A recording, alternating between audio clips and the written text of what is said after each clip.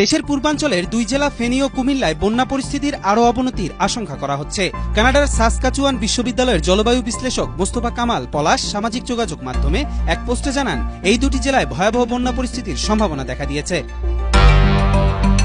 ৬ জুলাই সকাল থেকে টানা বৃষ্টির কারণে ফেনী জেলা ও কুমিল্লার দক্ষিণাংশে ইতোমধ্যেই পানিতে তলিয়ে গেছে। বিশেষজ্ঞরা বলছেন, ভারতের ত্রিপুরা রাজ্যের উজান থেকে পানি প্রবাহ বাড়তে থাকায় পরিস্থিতি আরও জটিল আকার নিতে পারে।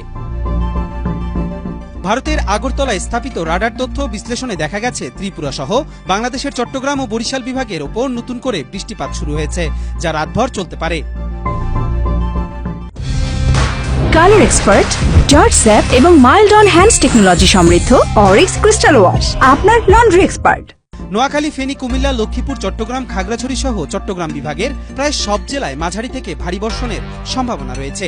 একই সঙ্গে ত্রিপুরা রাজ্যেও ভারী বর্ষণ অব্যাহত থাকবে।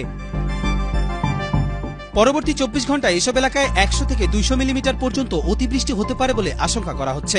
এর ফলে নতুন করে প্লাবন ও নদী উপচে পড়ার ঝুঁকি রয়েছে।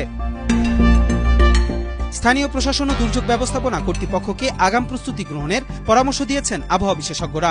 জনগণকেও সতর্ক থাকার আহ্বান জানানো হয়েছে। কবির চৌধুরী জয়, মাই টিভি।